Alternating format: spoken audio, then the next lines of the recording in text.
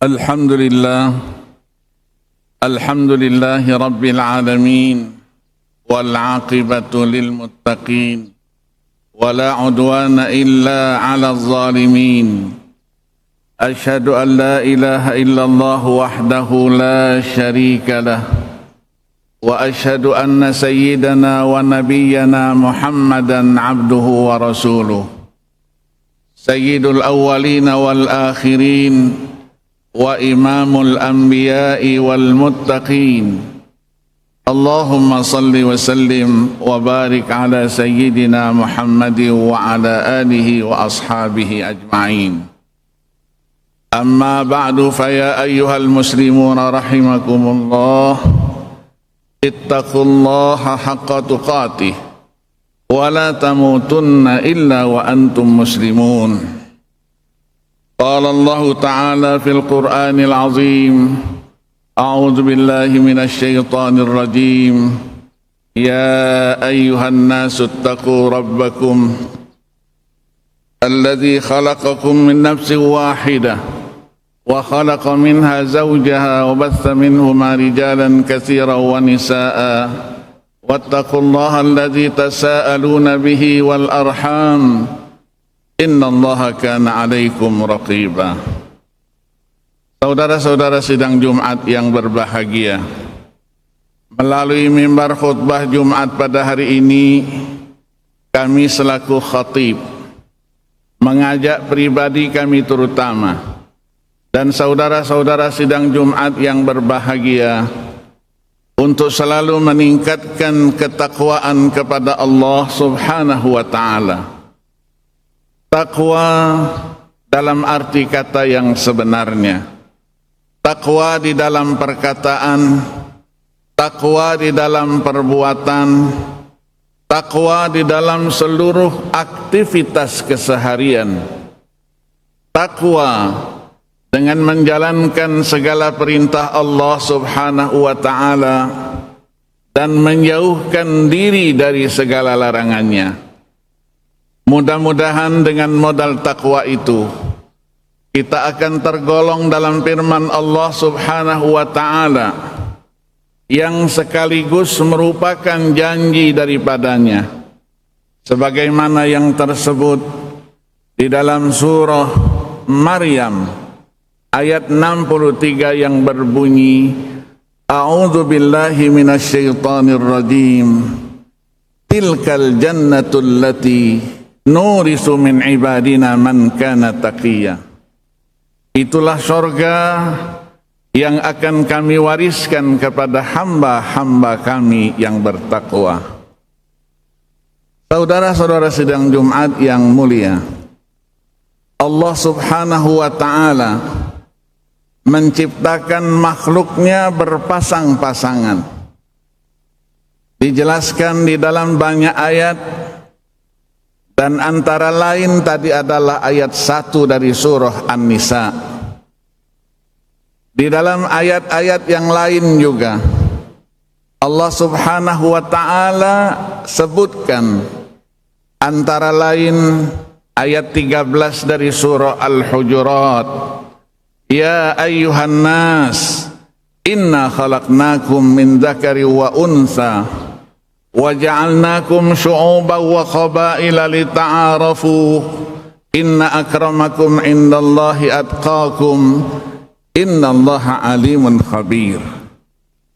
Di dalam surah Az-Zariyat ayat 49 kembali Allah Subhanahu wa Ta'ala jelaskan, wa min kulli syai'in khalaqna zawjaini la'allakum tadhakkarun.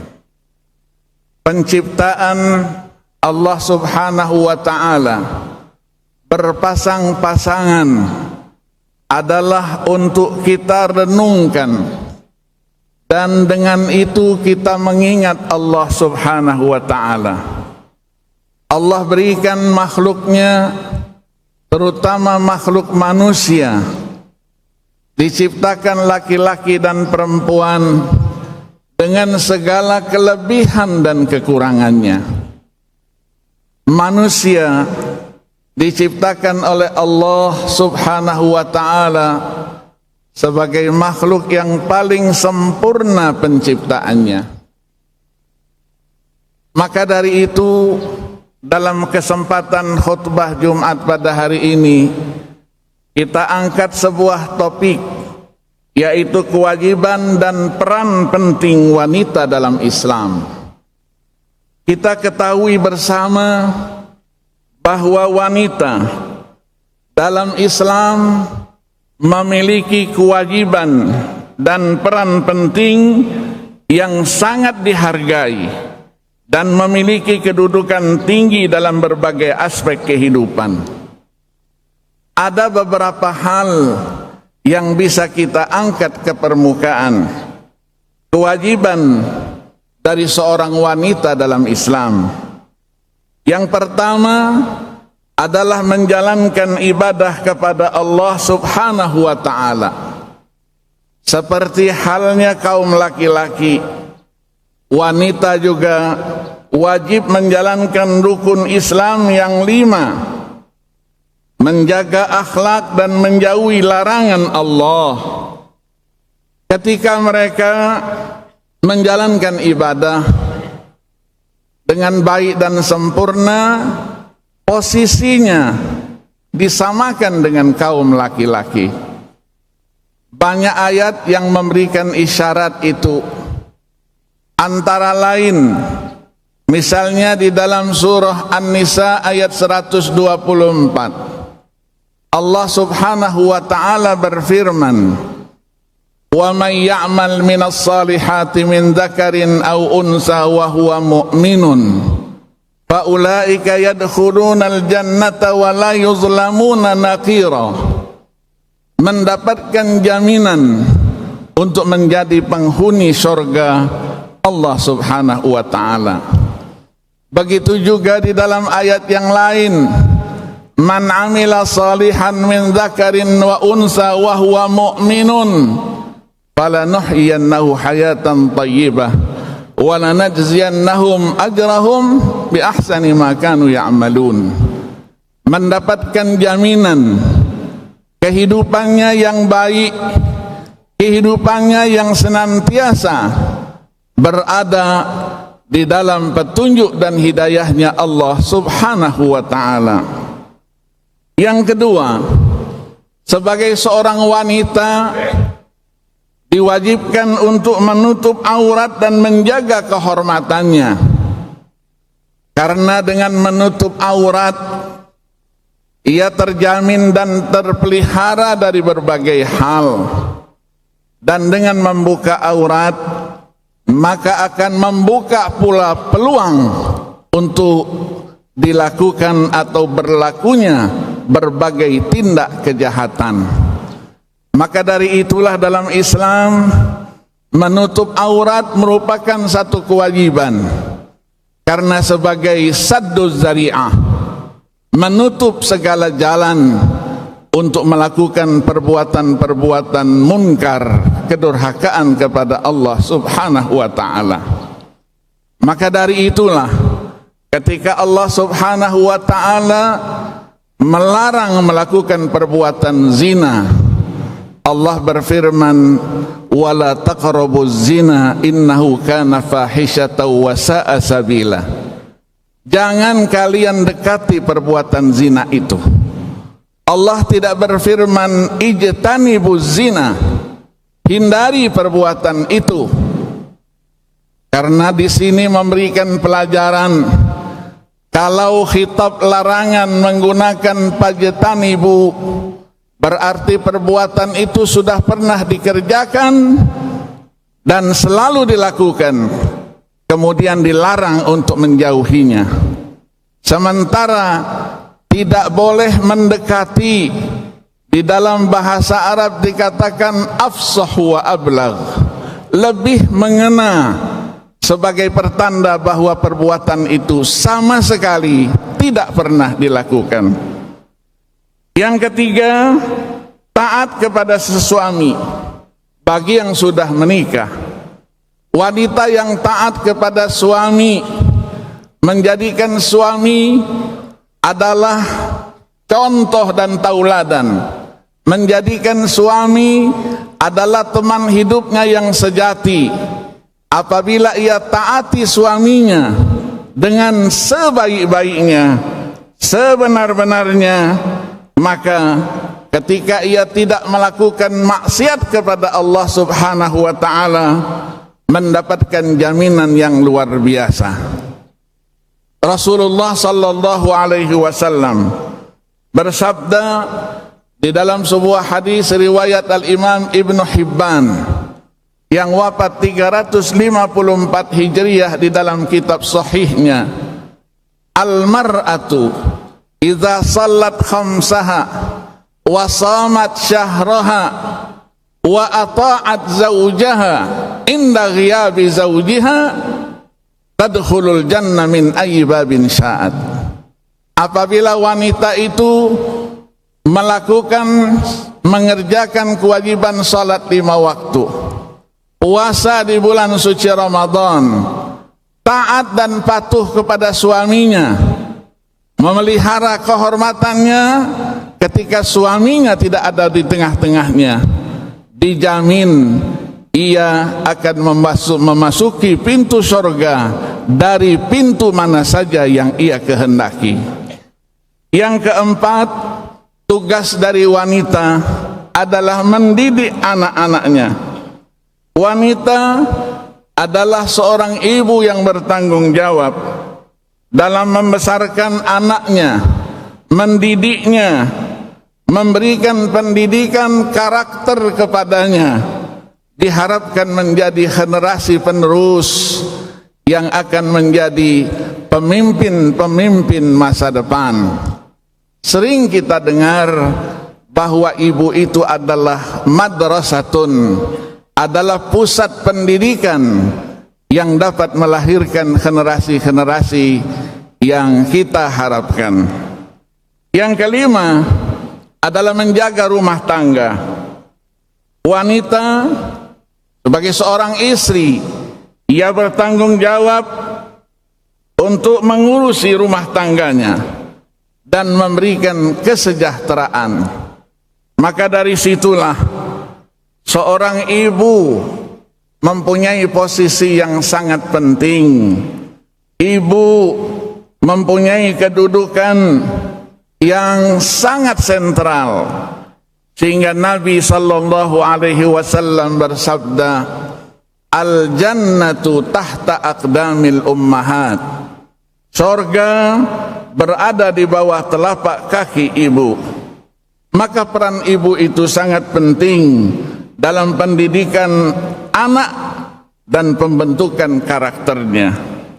Sebagai seorang istri, ia menjadi seorang pendamping hidup yang setia, penyejuk hati dan penopang moral si suami, berperan dalam menjaga stabilitas dan keharmonisan keluarganya.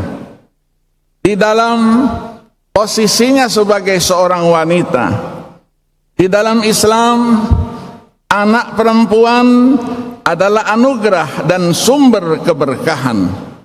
Maka dari itu membesarkan anak perempuan dengan baik menjadi salah satu sebab untuk menjadi penghuni surga.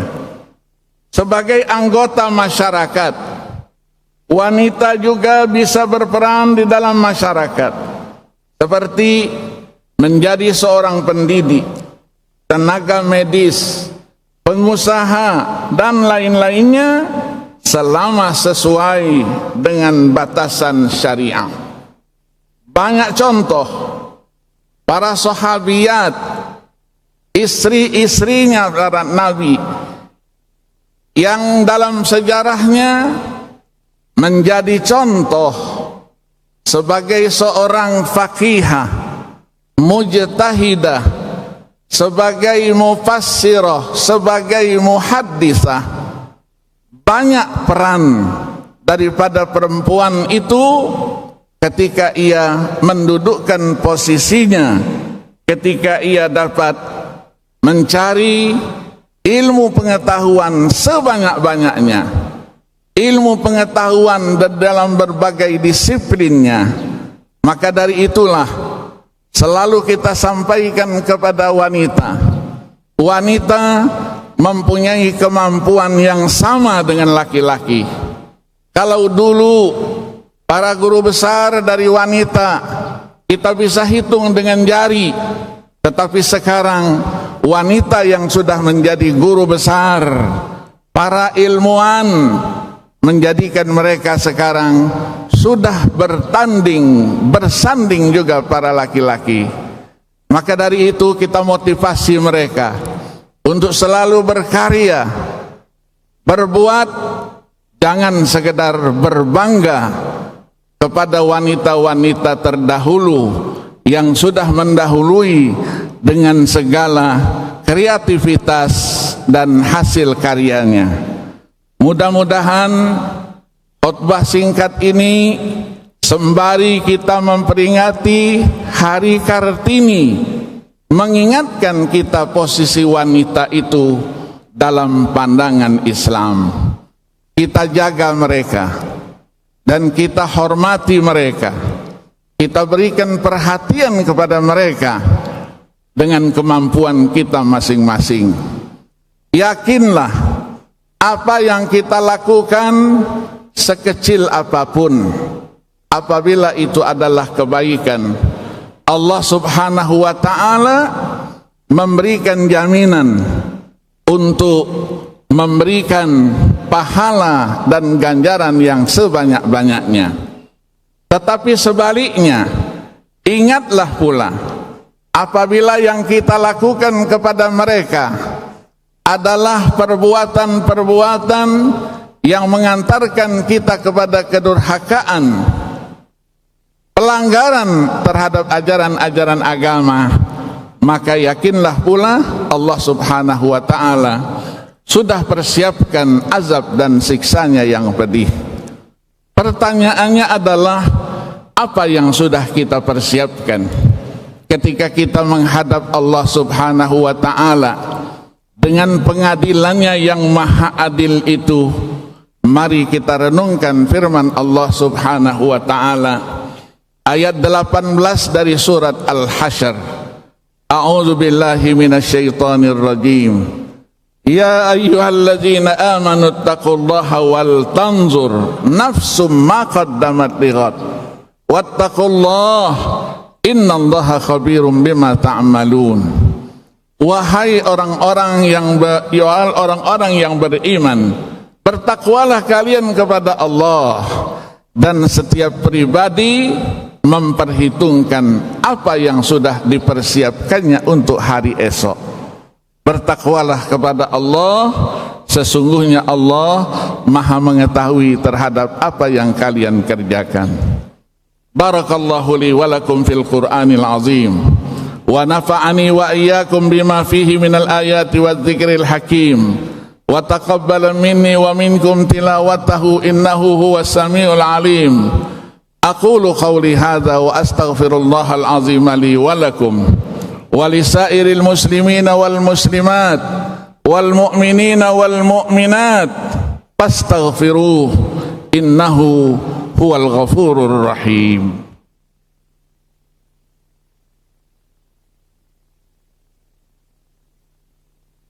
Alhamdulillah, alhamdulillahi hamdan katsiran kama amar. Asyhadu an la ilaha illallah wahdahu la syarikalah, irghaman liman jahada bihi wa kafar. Wa asyhadu anna sayyidana wa nabiyyana Muhammadan abduhu wa rasuluh, sayyidul khalaiqi wal bashar. Allahumma salli wa sallim wa barik ala sayyidina Muhammad wa ala ali sayyidina Muhammad masabihil ghurar. Amma ba'du, fa ya ayyuhal muslimuna rahimakumullah, ittaqullaha haqqa tuqatih wa la tamutunna illa wa antum muslimun. I'lamu anna Allah subhanahu wa ta'ala qad shalla ala nabiyhi qadima faqala jalla jalaluhu alima, inna allaha wa malaikatahu yusalluna ala nabi ya ayyuhalladzina amanu sallu alaihi wa sallimu taslima. Allahumma salli wa sallim ala sayyidina Muhammad wa ala ali sayyidina Muhammad kama sallaita wa sallamta wa barakta ala sayyidina Ibrahim wa ala ali sayyidina Ibrahim fil alamin innaka Hamidum Majid. Wardallahumma 'anil khulafa'ir rasyidin Abi Bakr wa Umar wa Utsman wa Ali wa 'anis sittatil baqina min 'asharatil kiram wa 'an ammai nabiyyika khairayin nas wa 'an azwajihi at-tahirati ummahatil mu'minin wa 'an ashabihi wat tabi'ina wa tabi'it tabi'ina lahum bi ihsanin ila yaumiddin. Allahumma ansur man nasara dina Muhammad wakhdhul man khadhalal muslimin. Allahumma ighfir lana walil muslimina wal muslimat wal mu'minina wal mu'minat al ahya'i minhum wal amwat innaka sami'un qaribun mujibud da'awat ya qadiyal hajat. Rabbana atina fid dunya hasanah wa fil akhirati hasanah wa qina adzaban nar. Ibadallah, inna Allaha ya'muru bil adli wal ihsani wa ita'i dzil qurba wa yanha 'anil fahsya'i wal munkari wal baghi ya'idzukum la'allakum tadhakkarun. Fazkurullahal 'azima yadhkurkum wad'uuhu yastajib lakum washkuru 'ala ni'amihi yazidkum wa la dzikrullahi akbar wallahu ya'lamu ma tasna'un.